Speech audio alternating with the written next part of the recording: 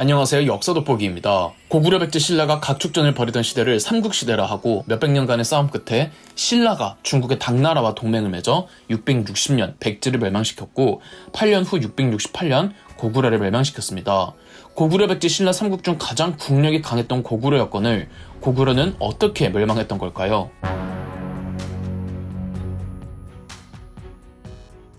지난번 백제 멸망 영상을 다루면서 백제는 자멸한 것이라고 말씀드린 적이 있습니다. 고구려도 마찬가지입니다. 고구려도 자멸한 겁니다. 우선 고구려 백제 신라 등 고대 국가의 공통 특징 하나를 알아야 합니다.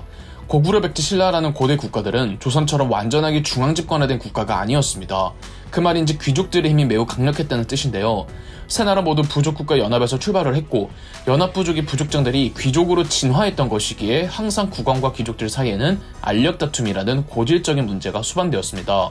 그리고 귀족들끼리도 세력 다툼이 있었고요. 고대시대의 귀족들에게는 출신지가 매우 중요했는데 당연하게도 수도 인근의 귀족들이 언제나 주도권을 가지고 있었습니다. 고구려는 1대왕 동명성왕 주몽이 졸본의 터전을 잡았지만 그의 아들 2대왕 유리왕이 압록강과 접하고 있는 국내성으로 천도한 이래 약 500년간 국내성은 고구려의 수도였습니다. 427년 고구려의 20대 왕이었던 장수왕 때 장수왕은 수도를 평양으로 천도하였습니다. 하지만 500년간이나 수도였던 곳에서 나온다는 게 과연 쉬운 일이었을까요? 평양 성천도는 광개토대왕 때부터 추진되어 온 사업으로 보이지만 500년간 국내성과 그 인근에 기반을 두고 있던 귀족들이 순순히 장수왕의 평양천도에 따라 주었을까요? 어떤 저항이 있었는지는 삼국사기에는 기록된 것이 없는데 다른 기록들을 보면 유추해 볼 수 있습니다. 백제의 계로왕이 고구려를 함께 치자며 중국 북위에 보낸 국서에는 지금 거련의 죄로 고구려는 어육이 되었고 대신들과 호족들의 사륙됨이 끝이 없어 죄악이 가득히 쌓였으며 백성들은 이리저리 흩어지고 있습니다 라고 나와 있습니다. 장수왕의 평양천도가 절대 평화적이지만은 않았다는 겁니다.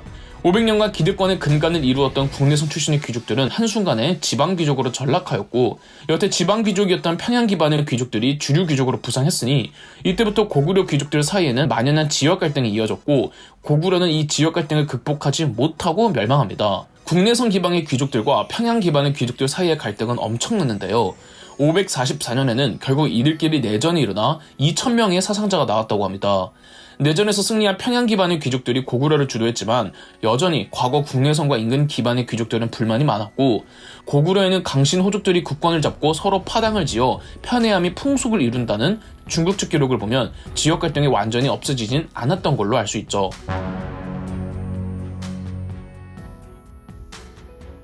귀족들 간의 내전 그리고 평양 기반 귀족들의 권력 장악에 고구려 국왕의 왕권이 일시적으로나마 약해졌습니다. 고구려의 25대 평원왕과 고구려의 26대 영양왕 때에 두 국왕이 군부를 육성해 국왕의 친위 세력으로 포섭하면서 고구려의 왕권이 다시 회복되었습니다. 이때 부상한 이들이 온달, 을지문덕 등이었죠. 그렇다고 평원왕이나 영양왕이 평양 기반의 귀족들과 척을 지거나 숙청을 하거나 정치적으로 무언가 대립을 했던 건 아닙니다. 오히려 뭉치게 해주었는데요. 외부 위협이 생겼기 때문입니다.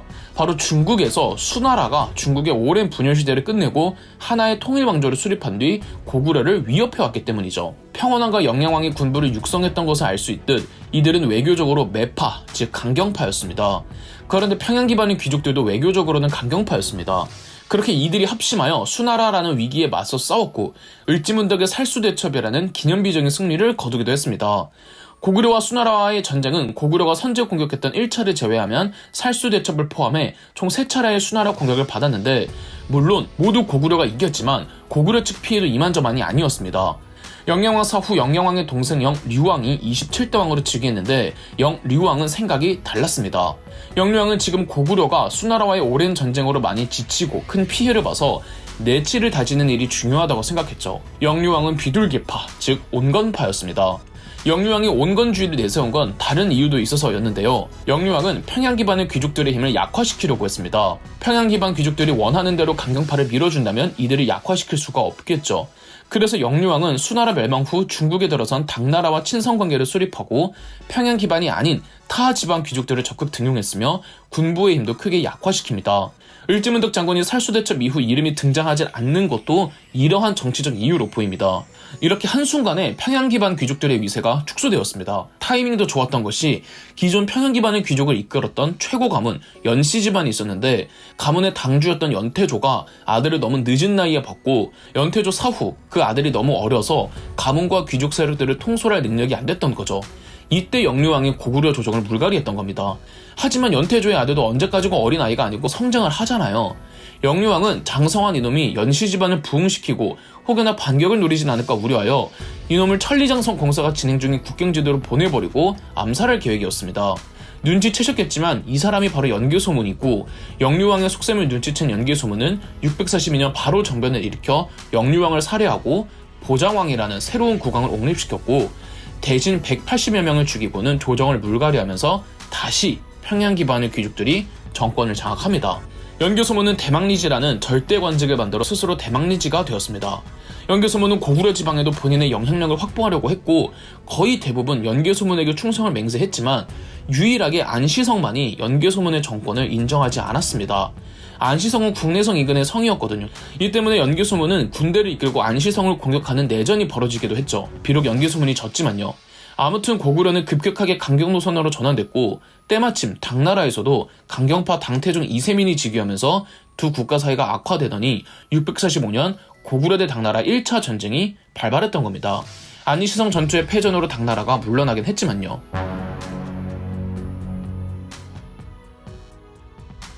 연개소문 쿠데타 이후 신라에서 왕조 김춘추가 방문해 동맹 체결과 백제 합동 공격을 제안했지만 연개소문이 거절한 적이 있었습니다. 연개소문은 백제 편을 들어주었죠. 이렇게 7세기 동아시아에서는 고구려 백제 일본 연합 그리고 고구려와 일본 모두에게 동맹을 까인 신라는 당나라와 비밀리에 동맹을 체결해 나당 동맹 사이에 대결 구도가 만들어졌습니다. 그런데 660년 백제가 멸망해버렸죠. 그리고 곧바로 661년 당나라의 개필하륵과 소정방이 고구려를 공격했습니다. 하필 북방 유목민족 천륵이 당나라의 반란을 일으켜 개필하륵 부대가 회군하여야만 했는데 설상가상으로 소정방과 합류하기로 한 당나라의 방요태 부대가 평양성 부근에서 연개소문의 매복에 걸려 괴멸되고 말았던 겁니다. 고립되어 죽기만을 기다리던 소정방의 부대는 신라의 김유신이 조달해준 보급부대가 도착해주어 무사히 퇴각할 수 있었고 이렇게 2차 고구려 대 당나라 전쟁도 고구려의 승리였습니다. 백제를 멸망시킨 나당 연합군이었지만 고구려를 멸망시키지 못했죠.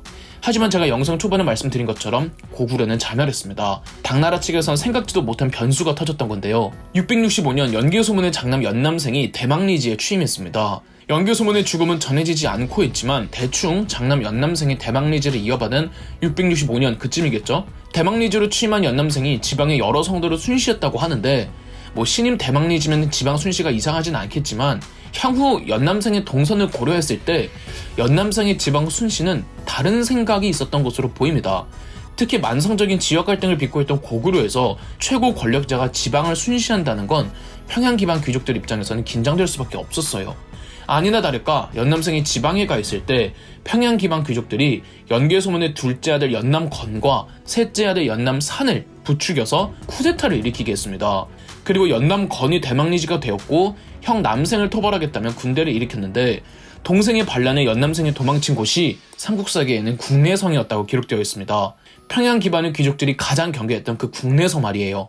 국내성에서 연남성은 항전해보기로 하지만 상황이 불리함을 깨닫고 적국이었던 당나라에 망명을 해버렸는데 망명하면서 국경지대성 9개를 바쳤다고 해요. 국경지대성 9개라면은 국내성 파 성들이겠고 연남생 휘하의 성들이었던 거죠. 즉 연남생은 대망리지가 됐을 때 왜인지는 모르겠으나 평양 기반이 아닌 지방 기반의 귀족들을 포섭하려고 했고 여기에 위기감을 느낀 평양 기반 귀족들이 연개소문의 다른 아들들을 부추겼다는 거죠.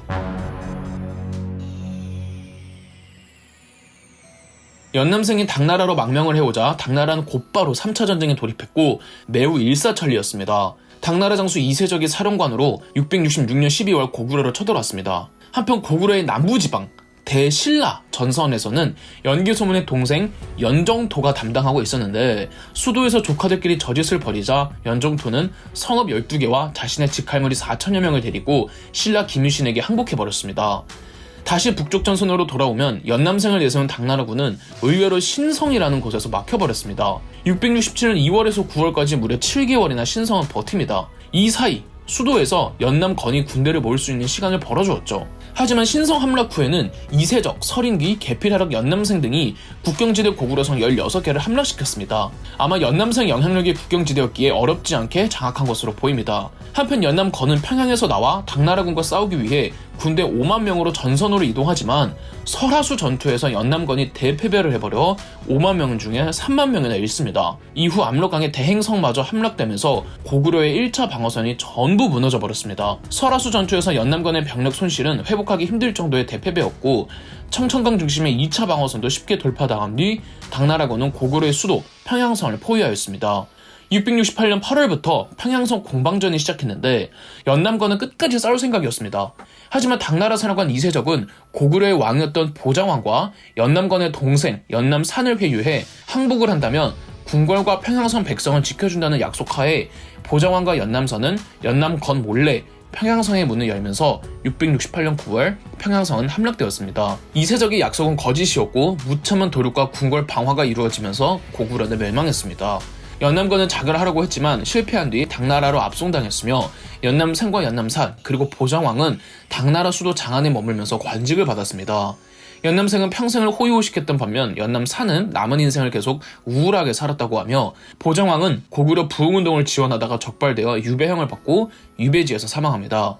결국 고구려의 멸망 원인은 고구려가 해결하지 못한 만성적인 지역 간의 세력 다툼이었으며 아무리 강력한 국가라 한들 내분이 얼마나 치명적인가를 시사해주죠. 그럼 역사 돋보기였습니다. 저희 역사 돋보기가 멤버십 가입을 시작했습니다.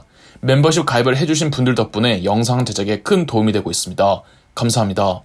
영상 재미있으셨다면 구독과 좋아요, 알림 설정까지 해주시면 감사드리겠습니다.